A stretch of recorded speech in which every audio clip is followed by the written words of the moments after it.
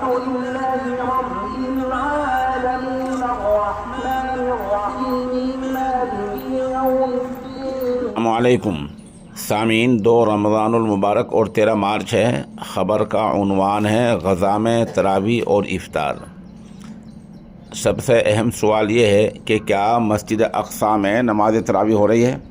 اس کا جواب یہ ہے کہ ہاں، اتنے تشدد، ظلم اور سب کچھ ہونے کے باوجود غزہ میں بیت المقدس میں اہل فلسطین نماز تراویح ادا کر رہے ہیں، اور اطلاعات یہ ہیں کہ نماز تراویح میں ہزارہ لوگ ہوتے ہیں۔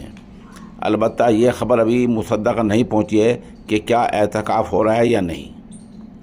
دوسرے کہ غزہ کی چند تصاویر آپ دیکھیں گے جن میں لوگ افطار کر رہے ہیں، نماز تراویح پڑھ رہے ہیں، اور کچھ لوگ امدادی مراکز کے سامنے ہیں۔ جیسے خبریں آ رہی ہیں کہ امدادی مراکز کے سامنے، امدادی مراکز کا مطلب یہ ہوتا ہے جہاں راشن، کھانے پینے کا سامان ان مظلوم لوگوں کو دیا جاتا ہے، بانٹا جاتا ہے، تقسیم کیا جاتا ہے۔